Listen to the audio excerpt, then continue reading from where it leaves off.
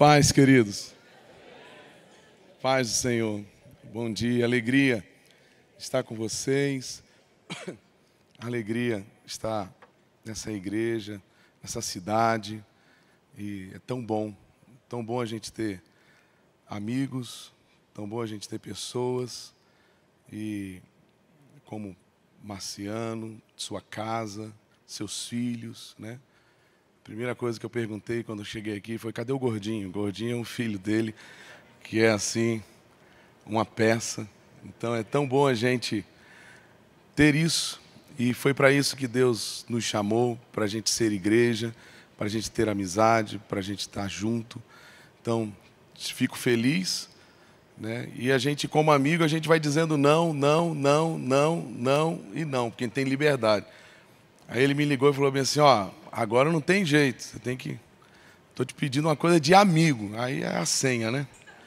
Tipo assim, você não pode negar. Então a gente está aqui com muita alegria, com muita felicidade. E essa felicidade ficou mais ainda quando a gente chegou e viu a Cris ministrando, né? A Cris, para a gente, é uma referência da glória de Deus, da presença de Deus. Cris, a gente ama muito a sua vida. E a gente ama muito quando a gente vê você cantar e ministrar. A sua voz traz esperança. Então, que Deus te abençoe. O seu lugar é aqui em cima. Você sabe disso. Então, quando a gente entrou para tomar um café, porque com esse corpinho aqui não dá para falar sem comer alguma coisa. E a gente ficou ali, né, na TV, né, literalmente babando. Já há muito tempo que a gente não via a Cris ministrar, e a gente está feliz. Irmãos, eu queria compartilhar algo. Eu passei por um seminário batista e fiz lá 4 anos de seminário. Fui ordenado pastor, mas eu conversar aqui com vocês sobre teologia, sobre qualquer outra coisa, seria muita ousadia da minha parte. Mas, quando o Marciano me ligou, dias antes, tinha uma palavra que estava queimando no meu coração, na verdade, uma lembrança de quando eu tinha 16 para 17 anos, adolescente. Eu estava numa conferência de pastores, em Águas de Lindóia, e eu vi um pastor de 70 anos, eu lembro dele, uma cabeça bem branca, um americano, e ele gritava desesperadamente sobre o que a gente vai falar aqui essa manhã. E durante esses dias todos, Deus tem me lembrado dessa palavra de quando eu tinha os meus 16 anos. E eu fui impactado por essa palavra. E vocês são líderes, são pastores, são pessoas que estão à frente do rebanho. E vocês são, assim como eu, são bombardeados por estratégias, por modelos de igreja, por formas de tantas e tantas coisas. Mas a gente sabe que existe as coisas essenciais, existe a essência de tudo, que é a presença do Senhor e que é o Senhor. Tem uma história que eu acho que eu contei aqui quando eu vim da outra vez, mas talvez alguém não estivesse aqui naquela época. E eu quero contar de novo. Quando a gente era criança, eu e Paula, a gente era da mesma igreja. O pastor sempre contava essa história. E eu guardo também essa história na minha mente. Ele conta que uma grande faculdade, uma história de uma grande faculdade, foi fazer o seu encerramento do ano. E aí chamou ali toda a representatividade da cidade, prefeito, bombeiros, exército, toda a diretoria da universidade, e foram para um lugar, para um teatro. E aí convidaram 2 pessoas para trazer uma palestra naquela noite.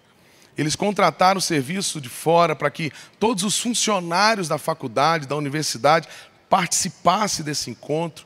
Algo semelhante como aqui, um encerramento de um ano. E os alunos estavam ali, os professores estavam ali, todos ali tinham 2 palestrantes. E o tema da noite era o Salmo 23. E o que aconteceu é que o primeiro palestrante, um grande advogado, uma pessoa hiper conhecida na cidade, ele pegou o Salmo 23 e literalmente ele deu um show. E ele falava, ele andava pelos corredores daquele teatro, ele subia nas cadeiras, as pessoas começavam, no meio da palavra dele, a aplaudir, aplaudir e aplaudir. Foi assim, aquela performance, aquela algo extraordinário, arrebatador. E a história diz que esse homem realmente conseguiu arrebatar o coração da plateia, e as pessoas ficavam deslumbradas com a exposição que ele fez sobre o Salmo 23. E aí saiu esse homem, e agora entrou outro, um senhor simples, e ele carregava debaixo do seu braço uma Bíblia muito grande, e ele abre a Bíblia no Salmo 23, e ele começa a falar sobre o Salmo 23. E ele começou a falar, ninguém conseguia aplaudir, ninguém conseguia levantar as mãos, ninguém assoviava, ninguém interrompia, ele não andava por lugar nenhum, ele simplesmente, de cabeça baixa, ele falava sobre o Salmo 23. Mas no final, quando ele acabou do Salmo, de falar sobre o Salmo 23, toda a plateia estava de joelhos, prostrados, e eles choravam, choravam, choravam e choravam. E aí, como era uma universidade, eles foram fazer uma pesquisa depois. Qual dos dois que as pessoas gostaram e qual foi o resultado daquilo ali? E todos foram unânimes em dizer o seguinte: o primeiro, esse grande advogado, esse grande palestrante, conhecia muito bem o Salmo 23. Ele conhecia todas as curvas do Salmo 23. Mas o segundo, aquele velho pastor, conhecia o Senhor do Salmo.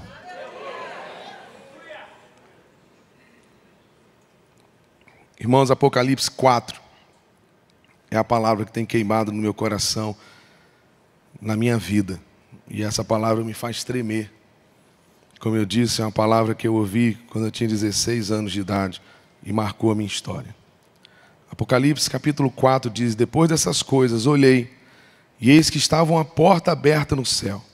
E a primeira voz, como de trombeta, ouvira falar comigo, dizendo: sobe aqui, sobe aqui, e eu vou te mostrar coisas que depois dessas devem acontecer. E no versículo 2 diz: e logo fui arrebatado no Espírito, e eis que um trono estava posto no céu. E eis que um trono estava posto no céu, e um assentado sobre o trono. Pai, obrigado por essa manhã, e obrigado pelo privilégio, Senhor, de estar diante do teu povo, da tua igreja, da tua noiva. Opera, Senhor, um milagre, Senhor, nessa hora. Nós oramos, Pai, em nome de Jesus. Amém. Sabe, queridos, nós estamos vivendo um tempo de muitas vozes, de muitas ideias, de muitas opiniões, de muitos modelos, de muitas formas.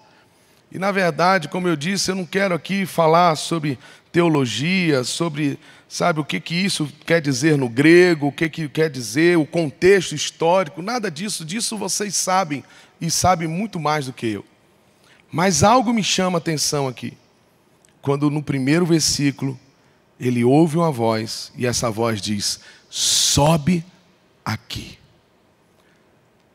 Essa voz, ela está falando hoje comigo e com você. Deus está nos chamando. Deus está nos chamando para perto dele. Uma das grandes diferenças, um dos grandes detalhes na vida de Moisés é que ele deixava o arraial e ia subir o monte. Uma das grandes coisas que acontecia na vida dos profetas é que eles deixavam o burburinho, deixavam, sabe, o falatório do povo, e eles subiam à presença de Deus. No Salmo 24 diz: quem subirá ao Monte Santo do Senhor?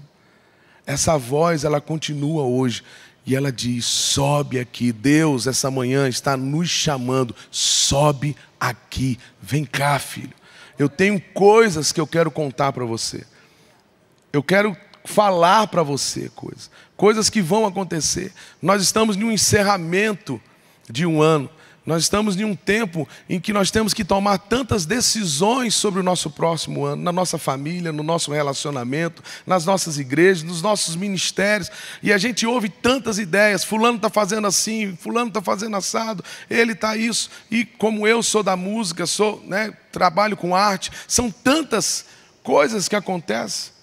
A gente vai para outras nações, para outros países, através da internet, são tantas e tantas ideias, tantas e tantas coisas, mas Deus está falando, sobe aqui. Sobe aqui. Não é modelo, não é uma forma, não é uma estrutura. E aí eu estou falando contra mim, porque isso aqui, meus irmãos, isso aqui é meu hobby. LED, teclados, bateria, o meu passatempo, como pelo esse corpinho que você está vendo aqui, eu não jogo bola. E eu detesto academia. Então, o meu passatempo é parar de frente para o computador e eu fico pesquisando baterias da marca de 1970 e pouco, de 1980 e pouco, uma série que saiu de violão, que parou, que é limitado. Tudo isso é o meu lazer, é a minha brincadeira, é fazer isso. Mas tudo isso, se não subir ao Senhor, não faz sentido.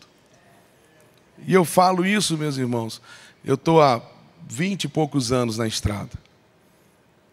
E quando acabam os eventos, a gente senta com vocês, pastores. E houve um tempo, e quando eu sentava com os pastores, e eu sempre pergunto, como está a igreja?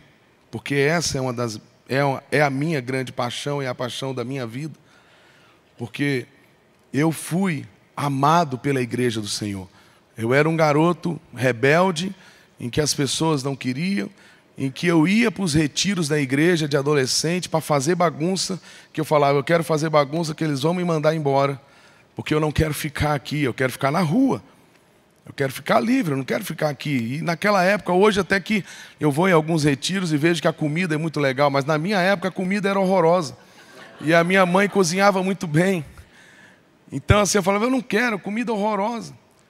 E aí, quando esses meus líderes perceberam que era uma estratégia minha eu fazer bagunça e muita bagunça, passar pasta na cara de um, raspar a barba de outro enquanto estava dormindo, eram as coisas desse tipo, colocar fogo não sei aonde, eles não suportavam, falaram, manda esse menino embora, esse menino vai acabar com tudo.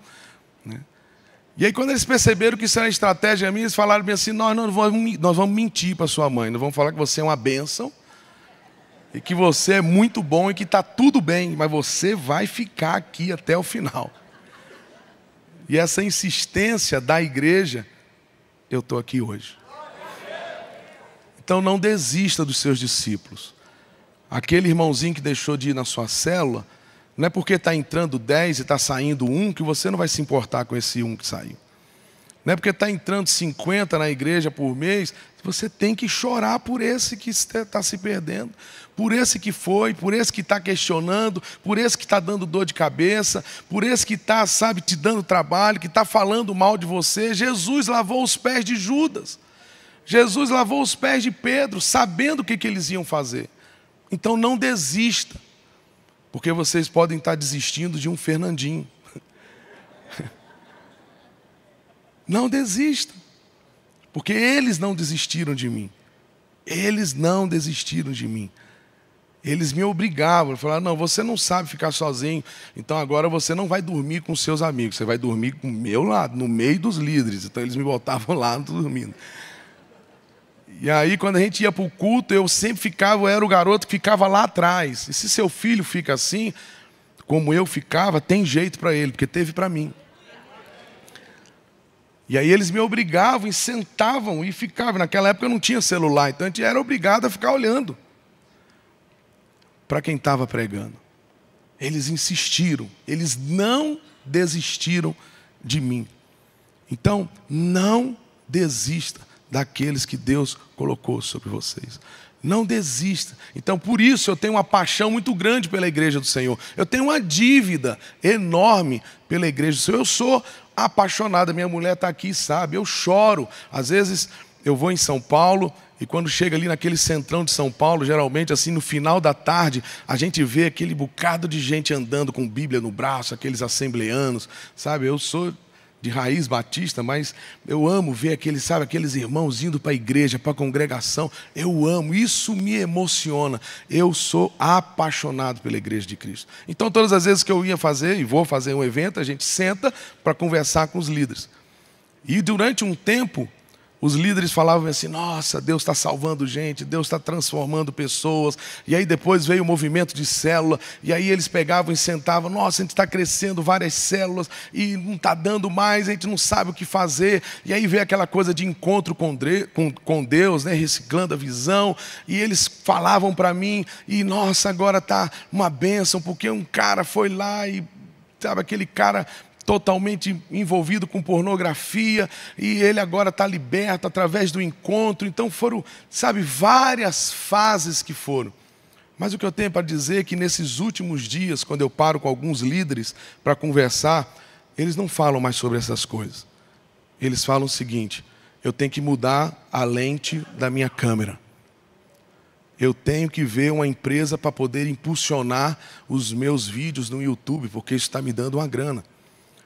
É isso que eles falam. Como eles sabem que eu sou da área: Fernandinho, o que a gente pode melhorar para fazer o som, para poder fazer isso? Não tem mais a preocupação com esse sobe aqui. Porque essas coisas tomaram o lugar e estão cada vez mais tomando. Porque antes era muito difícil ir para um programa de televisão, porque era muito caro, mas agora a TV está aqui. Você tem acesso, eu tenho acesso, todo mundo tem acesso, todo mundo virou figura pública, todo mundo agora é artista, todo mundo agora é o ministério, não é mais a igreja Alcance, a igreja Batista, a igreja não, é o ministério fulano e fulano. E por aí vai. E esse texto, ele clama para que a gente volte à essência. Ele faz um apelo, ele faz um convite: sobe aqui. Deus, essa manhã, está me chamando. E eu falo me chamando, é me chamando mesmo. Porque quando eu aponto um dedo para você, tem outros aqui apontados para mim. Está me chamando e chamando você para subir, para ouvir a voz do Senhor. A gente precisa ouvir a voz do Senhor. Estava aqui os irmãos aqui do Santander fazendo, né, a propaganda. Tudo isso é importante e a gente sabe disso. E vocês lidam com isso. Mas não é chegar para eles para falar: o que a gente faz? Não.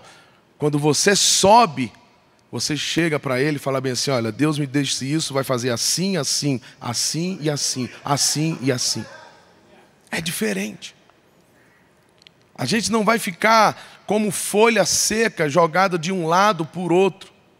Uma hora está de um lado da rua, outra está do lado da outra, está no lixo. A gente foi chamado para ser árvore plantada junto a ribeiros de águas. Foi para isso que a gente foi chamado. A gente foi chamado para dar fruto, para ter intimidade com o Senhor. Um dos textos que mais me chama a atenção na Bíblia é quando a Bíblia fala sobre Moisés, que diz que ele falava face a face com Deus, como se fala a um amigo. Esse mesmo Deus de Moisés, esse mesmo Deus lá do Gênesis, Êxodo, é o mesmo Deus do Apocalipse que diz: sobe aqui. É o Deus que de Gênesis, Apocalipse, ele está falando a mesma coisa: venha para cá. Eu sei o que eu quero fazer. Eu sei. Sabe, irmãos, às vezes eu me pego ensinando matemática para Deus. E eu começo a falar, falei assim: ó, se o senhor me der essa grana aqui, eu vou resolver isso daqui, eu vou comprar isso aqui, eu vou fazer isso. E eu, às vezes, eu falo: meu Deus, me perdoa, que loucura. O Senhor sabe de tudo. O Senhor tem todo o poder, o Senhor sabe tudo o que eu necessito. A única coisa que eu preciso é saber o que o Senhor quer que eu faça. E para isso, a gente precisa subir. E para subir, a gente tem que deixar a vaidade de lado. A gente tem que deixar esses brinquedinhos que Deus permite a gente ter. Essas coisas que são importantes no nosso dia a dia, sim, são importantes, mas não são essenciais. Não são essenciais. Porque o que quebra o jugo é a unção. Você sabe. Você sabe. Você sabe disso. que no momento mais difícil da sua vida, não foi o psicólogo, não foi nem o médico, não foi o coach, não foi isso, não foi nada. Foi o Senhor trancado lá no seu quarto. Foi Ele que te tocou, foi Ele que te mudou, foi Ele que te restaurou. E Ele quer isso todos os dias, porque foi para isso que Jesus veio.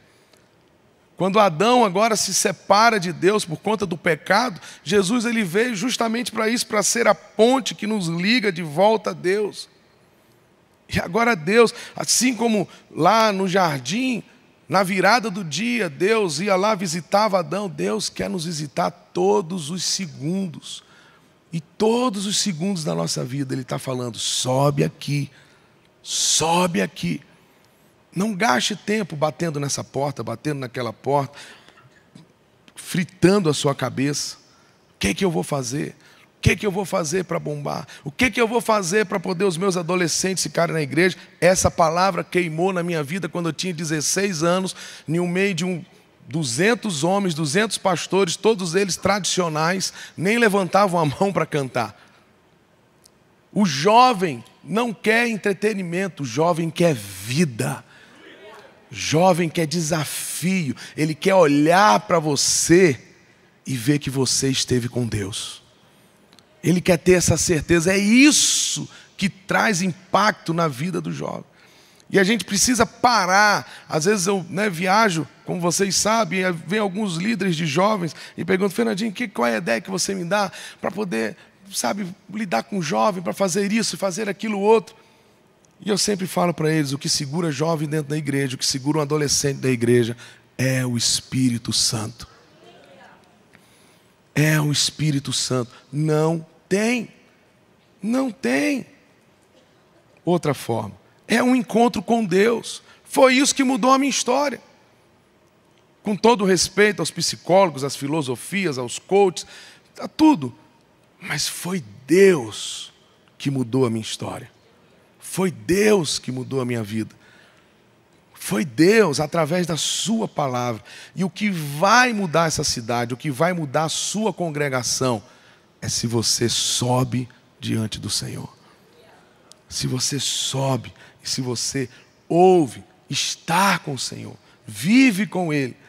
E quando você chega aqui, as pessoas vão notar a diferença. Deus, Ele está fazendo esse convite para mim e para você. Lembra lá da ilustração no início? Um sabia muito bem sobre o Salmo. O outro conhecia o Senhor do Salmo. Mas no versículo 2 diz o seguinte: e logo fui arrebatado no Espírito, e eis que um trono, meus irmãos, nada me deixa mais alegre na Bíblia quando eu leio e eu vejo eu tenho essa visão. Trono. Trono é lugar de poder. Trono é lugar de glória. Trono é lugar de governo.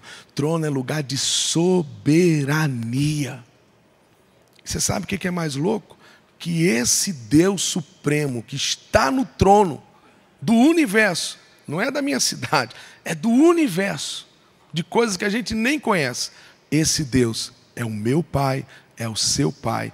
Ele se importa comigo, Ele se importa com você. O texto diz que Ele foi arrebatado. Você sabe o que as suas ovelhas querem? Elas não querem um discurso bonito. Elas não querem técnicas de coach ou de psicólogo. Deixa os coaches serem coaches, deixa os psicólogos serem psicólogos. Eles não querem saber sobre a psicologia diz isso, o coach diz isso, a neurociência diz, deixa eles fazerem isso. Eles querem ouvir o seguinte: assim diz o Senhor. É isso que eles estão sedentos.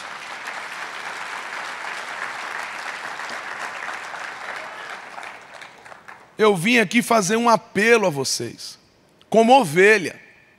Para de falar essas coisas. Para de falar sobre o cotidiano. Fale do cotidiano dos céus. Vai lá em cima. Sobe. Vê.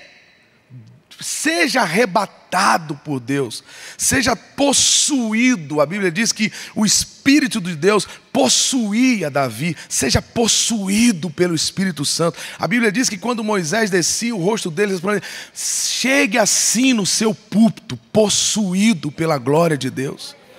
Parem de dar receitas às pessoas, 10 passos para isso, 7 passos para aquilo outro. Parece meu pai, que era macumbeiro, que vivia fazendo isso aqui. A mãe de santo mandava ele fazer. Faz assim, leva uma galinha preta para lá, leva um cabrito para cá. Para de fazer isso. As suas ovelhas não querem isso.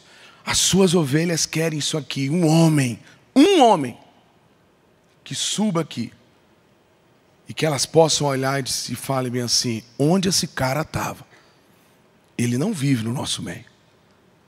Ele fala de outra coisa. Ele fala de outro reino. Ele fala de outro governo. Ele tem uma nova história. Ele fala de outro som.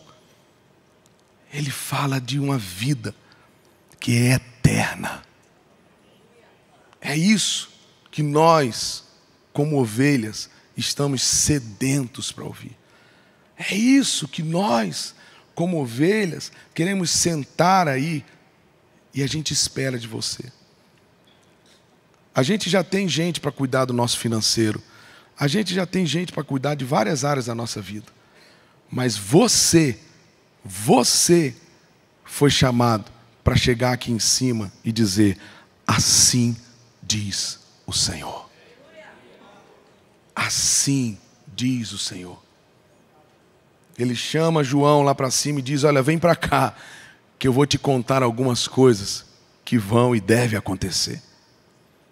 Nós estamos diante de tantas incertezas. Nós não sabemos o que pode acontecer na nossa nação nos próximos dias. Nós não sabemos como que vai ser o nosso próximo ano. Nós não sabemos o que está por vir. Mas aquele que sobe, aquele que vai à presença do Senhor, ele vê outra dimensão. Ele tem outro sentimento.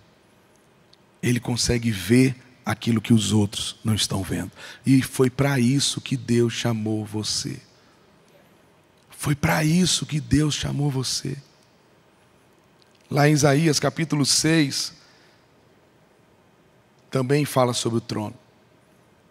E lá diz que no ano da morte do rei Uzias, Isaías diz: eu vi o Senhor assentado em um alto e sublime trono. E é engraçado, irmãos, que olha como é que o texto começa: no ano da morte. Era um ano de luto, era um ano de incertezas, porque esse rei, Uzias, foi um grande rei para Israel. Você sabe disso, você conhece a história. Se você for estudar, você vai ver que a economia estava bem, o exército estava bem, a plantação estava tudo bem. E aí Uzias foi lá fazer algo que não era para ele fazer e veio, você já conhece a história, veio a falecer. Exatamente nesse ano de luto, nesse ano de incerteza, nesse ano de choro, Isaías tem uma visão do trono. E o que ele viu lá em cima? Lamento? Luto? Tristeza? Desespero? Não. A Bíblia diz que ele viu ele assentado em um alto e sublime trono, e a sua glória enchia o templo. Serafins clamavam uns para os outros: santo, santo, santo é o Senhor dos exércitos. E o que a terra estava dizendo é que ela estava em luto, mas lá no céu dizia bem assim: toda a terra está cheia da tua glória. Você está vendo como é que a perspectiva muda? De quem sobe? Está vendo como que muda a visão? De quem está com Deus? De quem é arrebatado? De quem é possuído pelo Espírito Santo? É isso que as suas ovelhas querem ouvir todos os domingos. Elas não querem uma receita para ser campeão. Elas já são. A Bíblia diz que nós já somos mais que vencedores. Você está perdendo tempo ensinando isso aqui. Ela já é mais que vencedor. Ela não quer uma receita para ser abençoada. A Bíblia diz que nós já somos abençoados. Efésios diz: abençoados com toda sorte de bênção nas regiões celestiais. A Bíblia diz no Salmo 23, bondade e misericórdia me seguirão todos os dias. Elas não querem, eles não precisam. Eles precisam ter uma perspectiva do que é eterno. Eles precisam ter uma experiência com o Espírito Santo, que quer arrebatar toda a igreja, todos os seus membros, e fazer com que eles sejam possuídos pelo Espírito Santo, e quando sair por aquelas portas, eles possam mudar o seu jeito de viver, o seu jeito de falar, o seu jeito de caminhar, de proceder, porque eles tiveram outra visão. Eles não estão lidando agora com as coisas que são desse tempo, mas eles estão lidando com as coisas eternas, porque eles viram os seus líderes, os seus pastores, falarem de coisas eternas, de coisas que não são abaladas, de trono, de poder, de glória. Então, queridos, nessa manhã, o que Deus traz ao meu coração para compartilhar com vocês é muito simples. É muito simples. É fechar a porta do nosso quarto e buscar o nosso secreto.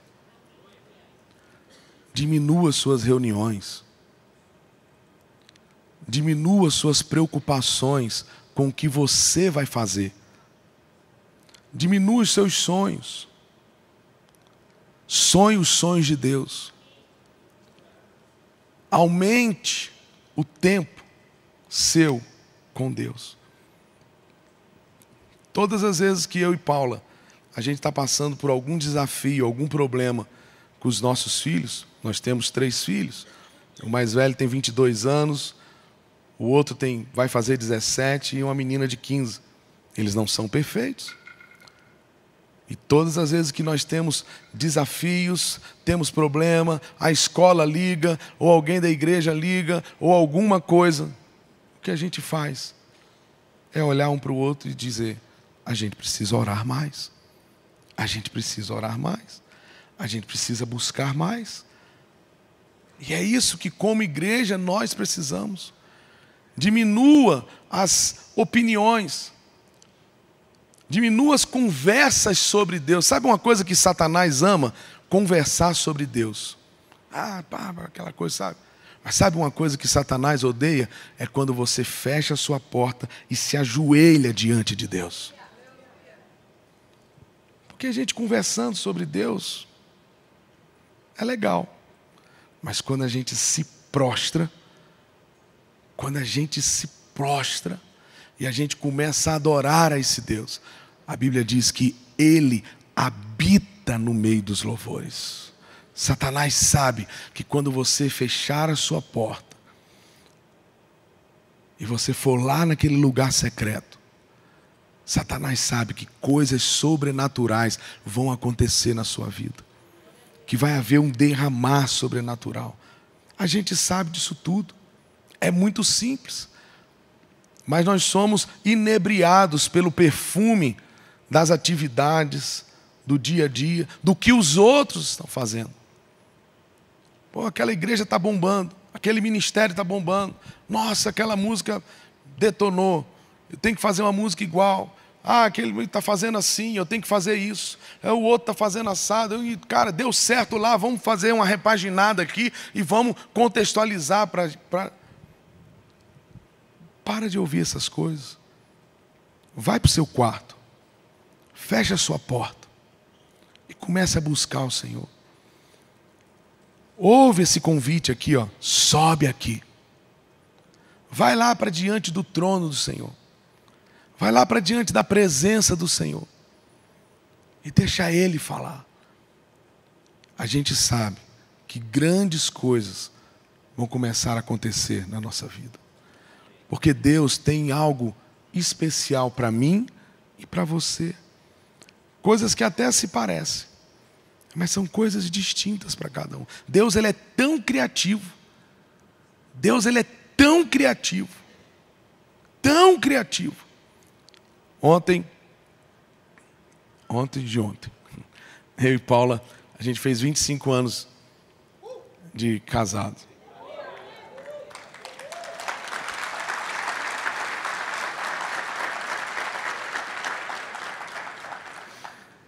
E aí ela alugou um lugar muito legal lá no Rio de Janeiro, sabe, no meio da mata, assim, chamou uns amigos nossos para a gente comemorar e tal.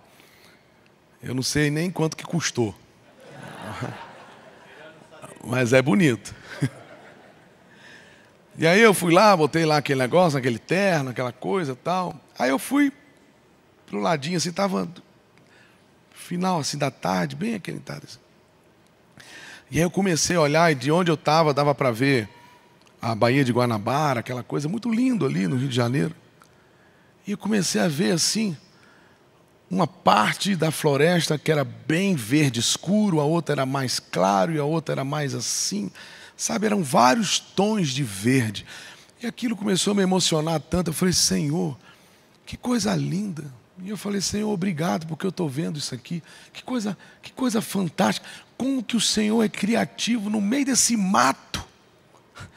No meio desse mato todo, o Senhor fez aquilo ali de uma cor mais clarinha, o outro de um mais escuro e o outro mais. Deus tem algo especial para cada um de nós. É legal a gente contemplar e celebrar aquilo que Deus está fazendo na vida do outro. Isso é bênção. Mas Deus também tem algo especial e único para fazer através da nossa vida. Isso é algo que a gente precisa descobrir. E outros, irmãos, é algo que o diabo quer destruir. É essa coisa de ser... Obrigado, campeão. Mas o que eu estou esperando é daqui a pouco, hein? É o almoço. O diabo, ele quer destruir essa coisa única que Deus tem para cada um de nós. Eu lembro que na minha adolescência eu tinha vergonha da minha voz. Eu tenho uma voz, como vocês estão ouvindo, uma voz rouca, uma voz meio podre, e grita, aquela coisa toda. Eu lembro uma vez eu cantando na igreja, e uma irmã na minha frente, ela virou para trás e falou bem assim, você não pode cantar mais baixo? Parece que quer aparecer. Eu não queria aparecer, porque olha o tamanho da caixa. Eu só estava feliz, então... E eu confesso a vocês, irmãos, que até pouco tempo atrás, às vezes, né, a gente chega na igreja, então colocam a gente para sentar na frente, e às vezes tem alguém ministrando aqui, e vem aqueles adolescentes aqui na frente. Eu lembro que às vezes, um tempo atrás, eu colocava a mão na minha boca. Eu falava que eu me lembrava desses traumas, né, que a gente tem. Eu me lembrava da minha infância, e os caras tudo ali, pulando, cantando, eu cantando com a mão assim. O diabo, ele quer destruir esse algo único que Deus colocou na vida de cada um. Ele quer dizer que o outro é mais bonito. É muito bom a gente ir em outros lugares. Eu vou e eu vejo. Mas a gente tem que perguntar se aquilo é para nós. E assim como Deus deu algo para aqueles irmãos, Deus quer também nos dar. Um dos grandes motivos hoje, a nossa música cristã é uma música maravilhosa. Uma música maravilhosa, mas hoje a gente passa por um tempo que é uma cópia da outra cópia da outra cópia. A gente praticamente canta uma música colada atrás de outra música, porque parece que não muda nem a melodia e nem a harmonia. E eu não estou aqui fazendo crítica para ninguém, é apenas um ponto. Parece que do tipo assim, isso aqui deu certo, então eu tenho que fazer uma cópia disso aqui, porque eu também vou dar certo. É a necessidade de fazer grandes coisas, de ser usado. A gente tem que tirar isso da nossa vida, a gente tem que trocar essa necessidade e a gente tem que fazer aquilo que nos traz aprovação. Não é ser usado por Deus, mas é ser aprovado por Deus.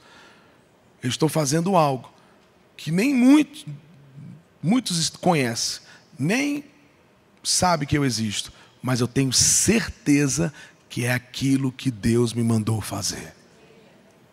Isso seja na música, seja no seu ministério pastoral, seja no seu ministério como líder de célula. Você não precisa falar igual o outro, você não precisa agir como o outro, você não precisa cantar como o outro. Deus tem algo único e a gente só descobre isso quando a gente sobe. Quando a gente sobe ao monte. Quando a gente busca a presença do Senhor. E quando a gente tem o aplauso do céu. Quando Deus olha para a gente e a gente começa a parar de querer a atenção do outro para aquilo que a gente está fazendo. E a gente começa simplesmente a olhar para Deus. Quem me conhece de perto sabe que eu sou uma pessoa, eu não vou dizer tímido, mas sou calado. Mas quando eu subo aqui, eu me transformo literalmente. E uma vez, um irmão da igreja, muito tempo atrás, ele virou para mim e falou bem assim: quando você estava cantando, Deus me deu uma visão. E ele falou para mim que você cantava desse jeito, gritando, pulando, como se tivesse desesperado, porque você era uma criança que estava diante do Pai. E eu falei: irmão, isso faz sentido, porque é exatamente assim que eu me sinto. É exatamente assim que eu me sinto. Quando Deus começou a transformar a minha história, foi através da palavra de Deus. E eu lembro que eu fiquei meses. Eu abri a minha Bíblia de manhã e eu li o mesmo versículo. Ora, aquele que é poderoso para fazer infinitamente mais do que tudo quanto pedimos ou pensamos. E eu tentava ler o versículo seguinte, eu não conseguia. E eu ficava lendo e repetindo. Chegava à tarde, eu pegava a minha Bíblia, a mesma coisa. Chegava à noite, era o mesmo versículo. E aquilo foram meses e meses. E no início do nosso casamento, meses e meses, no início da nossa história, jejuando, orando e buscando, sedento pela presença de Deus. E nesses momentos que Deus começou a compartilhar comigo sobre aquilo que Ele queria de mim. O meu jeito de ser, a minha maneira de ser, a minha maneira de compor. Ele começou a me dar essas coisas no secreto. O que eu quero dizer com isso, meus irmãos, é que hoje a coisa mais fácil que tem é a gente olhar quais são os assuntos que estão bombando na internet para poder a gente trazer aqui no domingo para poder pregar. A coisa mais fácil que tem é a gente olhar as playlists mais tocadas, né, nas plataformas, e a gente chegar aqui e não errar. Cantar a música essa aqui bombou, essa aqui está em segundo lugar e todo mundo vai cantar. Isso é a coisa mais fácil e é o que está aqui, ó, está na nossa mão. A gente pode fazer isso toda hora. Mas o que Deus quer que a gente faça é: sobe aqui, vem para cá, porque eu tenho algo para te dizer, eu tenho algo para te falar, eu tenho algo que só você pode liberar. Meus irmãos, isso é louco demais. Olha os grandes homens de Deus, Moisés, Davi, Billy Graham, tantos outros. Mas existe algo que Deus fez do seu tamanho, do seu jeito, da sua forma, e só você pode liberar. Ele está esperando que você faça isso. Ele não quer que você olhe para o lado. Ele não quer que você copie o irmão, ele já está fazendo no outro. Ele quer que faça algo que Ele tem guardadinho para mim e para você. Ele tem algo especial. Ele é um Pai tão amoroso, tão zeloso, que Ele desenhou a nossa história de forma única. Você não nasceu por acaso, você não está no ministério por acaso, Deus não te deu voz por acaso, você não é afinado, você não tem um dom de compor, de produzir, ou de qualquer por acaso, você não tem o dom de pregar por acaso. Deus te deu isso. Ele te deu isso com um propósito específico. Agora, o conteúdo disso, Ele diz: sobe para cá, sobe aqui, sobe aqui, sobe aqui, porque eu quero te contar. Eu quero te dizer exatamente tudo o que vai acontecer na sua igreja no ano que vem. Eu quero te dizer exatamente o que você vai pregar todos os meses. Eu quero te dizer exatamente o caminho que você vai traçar. Meus irmãos, hoje é dia da gente subir à presença do Senhor, da gente contemplar o trono de Deus. Porque quando a gente contempla o trono do Senhor, a nossa mensagem muda, o nosso evangelismo muda, a nossa ministração muda, tudo muda, tudo muda. Quando a gente sabe que Ele está no trono, que Ele governa todas as coisas. Às vezes eu chego cansado, rouco, como estou hoje. Ontem a gente ministrou, e a gente chegou no hotel às 2 da manhã e levantamos às 4h30 para poder vir para cá. Então, numa voz que aguente. E às vezes eu chego exatamente assim como eu estou aqui. E está lá uma multidão me esperando. Mas a diferença é que eu sei quem está no trono não sou eu, é Ele. Não fui eu que morri por ninguém. Eu não ressuscitei por ninguém. Todas as vezes, quando eu vim aqui, quando eu subi aqui, ou subi para uma grande multidão, eu faço a mesma oração. Senhor, me cubra com teu sangue. O Senhor está no trono.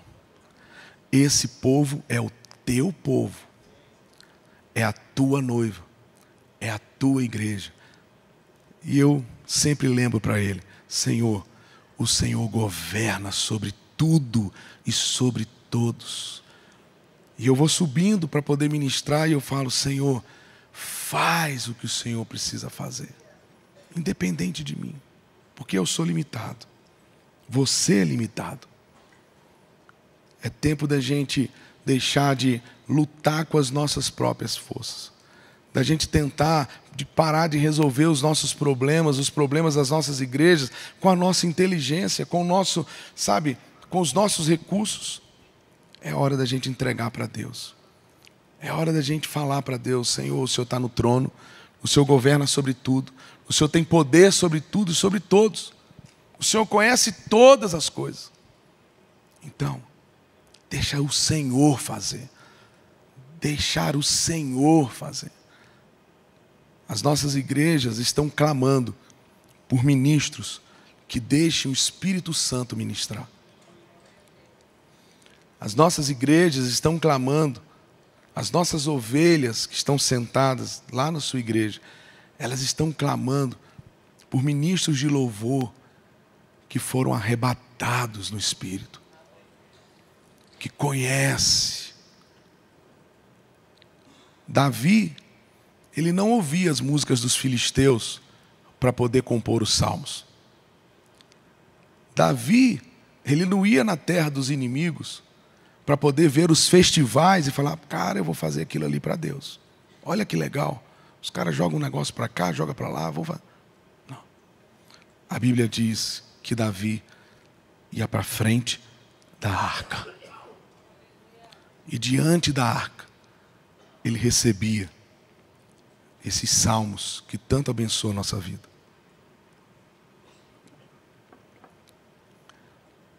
É um desafio para a minha vida parar de ouvir aquilo que está dando certo no mundo, parar de ouvir aquilo que está dando certo na rádio, parar de ouvir a banda que está fazendo mais sucesso e ouvir aquilo que Deus quer que eu toque. É isso que Deus quer de mim. É isso que as nossas ovelhas, é isso que os nossos discípulos querem. Você que é um líder de célula, o que eles querem ver não é simplesmente uma pessoa que seja uma babá para eles, que fique resolvendo problemas para ele, mas é que ele olhe e fale bem assim, eu quero ser como esse homem, eu quero ser como essa mulher. Esse homem tem um brilho diferente, essa mulher tem um brilho diferente, tem algo que resplandece nela.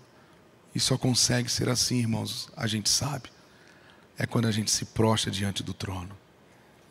Tudo que as nossas ovelhas estão clamando é por pastores que cheguem aqui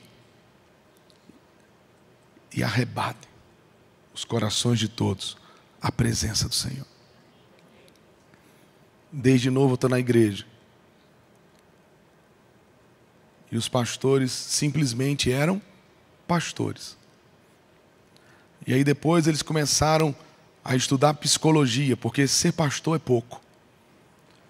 Então eles começaram a estudar psicologia. Então eles começaram a estudar, porque eu preciso aconselhar, eu preciso... Engraçado que na igreja primitiva não tinha psicólogo. Na igreja primitiva não tinha terapeuta.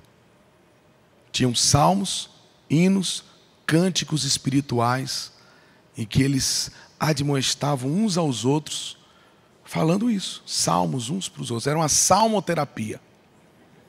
Era isso que acontecia na igreja primitiva. E aí eles começaram a se apaixonar tanto pela psicologia, e aí esse sistema começou a imperar nos nossos púlpitos. Não é mais puramente o evangelho, mas é o evangelho e mais alguma coisa. Agora nós temos os coaches, a neurociência, a inteligência disso, a inteligência daquilo. Tudo é muito legal. Tenho alguns amigos que são coaches, são gente boa. Alguns são crentes, são legais. Não tem nada contra. Mas não é isso que as suas ovelhas querem. Isso eles já têm. Eles pegam aqui, ó. Eles vão lá, arrasta para cima, pagam o curso e eles vão ter.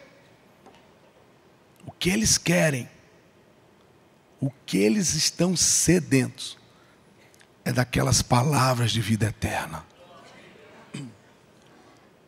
Eles não têm para onde ir, porque só o Senhor tem essa palavra. Só o Senhor tem essa palavra.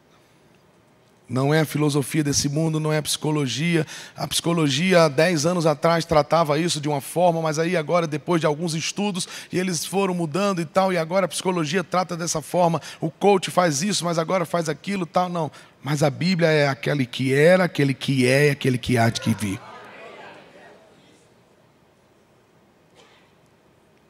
É diferente, irmãos. As nossas igrejas precisam voltar a esse evangelho pleno e único. Para encerrar, eu queria dizer isso. O evangelho não precisa de ajudinha. O evangelho não precisa de gente famosa para lacrar. Não precisa de gente famosa para poder botar faixa na cabeça com o nome de Jesus, ou ajoelhar depois de um gol para poder levantar a mão para Jesus. O evangelho não precisa disso. Jesus já é famoso. Ele não precisa. Uma coisa que Jesus não precisa de publicidade. Ele é. Ele é. O evangelho não precisa de técnicas de um coach. Ele não precisa de uma terapia de um psicólogo. Ele não precisa. O evangelho é único. É o poder de Deus. É o poder de Deus. O meu pai era católico aos domingos. E às sextas-feiras ele era o melhor macumbeiro. E toda a minha família era assim. E a minha avó, ainda mais. Dentro do quarto dela, eu nunca vi tanta imagem. Era imagem lá em cima, embaixo, debaixo da cama, era tudo quanto imagem. Era de um lado, era a imagem de preto velho, imagem da macumba, e do outro lado era a imagem do catolicismo. E o que mudou a minha casa, meu irmão? Um pastor com uma variante. Lembra desse carro?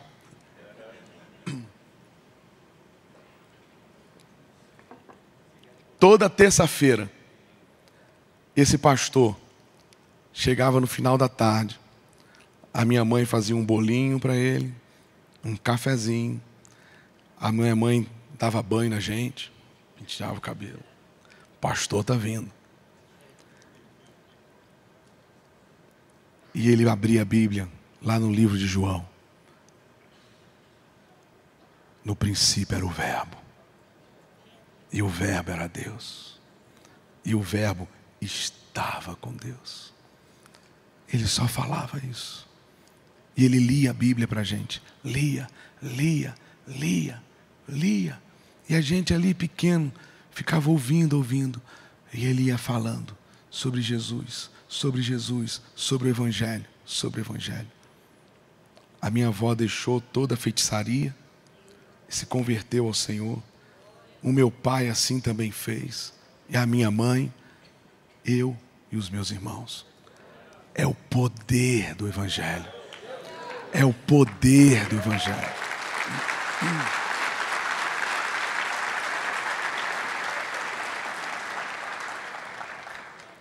Ele nunca sai de moda. Ele nunca fica desatualizado. Ele era, é e há de vir. Ele é o nosso Deus. Ele está no trono. É hora de confiar no Senhor. É hora de se prostrar diante da palavra do Senhor. É hora de trazer para esse púlpito a centralidade de Cristo na nossa vida.